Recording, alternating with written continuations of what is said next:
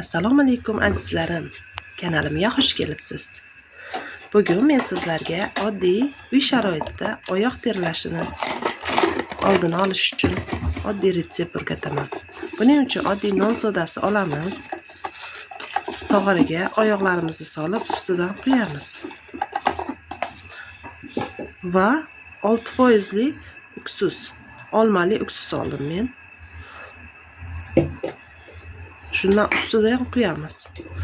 Quyganingizda ko'pirib ketadi, undan qo'rqmang, o'z-o'zidan reaksiyaga kirishadi. Va iliqroq suv ustidan solib, oyoqlaringiz botgunicha iliqroq suv solib 10 minutga shu ustida qoldirasiz. Har qanday griboklarni, kasalliklarni, oyoq terlashini oldini oladi. Hidlanishini oldini oladi. Shu sharoitda 10 minut qolasiz. Va artib, quruq sochiq bilan har doim toza naski kiyasiz. Endi sizlarga qo'ltiq terlashdan bittada qutulishni o'rgataman. Buning uchun achchiq tosh olamiz, aptekada bor. 3% vodorod pereks va uyda ishlatiladigan non sodasi, uksus. Achchiq toshdan bir idishga quyib olamiz. Taxminan bir qoshiqcha quydim. Ustidan pereks, vodorod, non sodasi, hammasidan bir qoshiqchadan solamiz.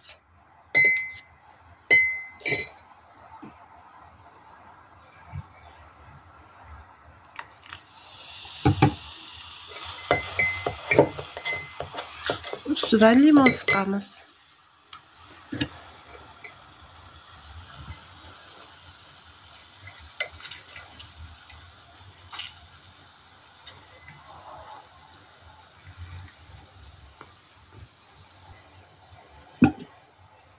Ozgina qaynagan suv solamiz.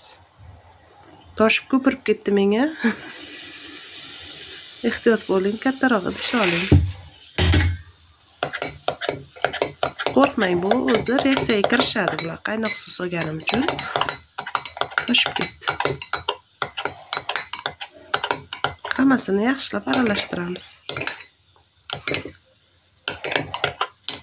Uksus qo'shganim ko'rinmay qoldi.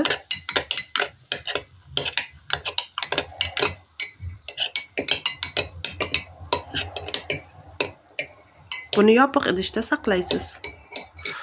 Har kuni kechki payt qo'ltig'ingizga surtib uxlaysiz. Bu aralashmani bir oy davomida qo'ltig'ingizga surtib uxlaysiz va bir umrga hidlanishdan qutulasiz. Ma'lumotim yoqqan bo'lsa, bir dona like tugmasini bosib qo'yishni unutmang. Xayr!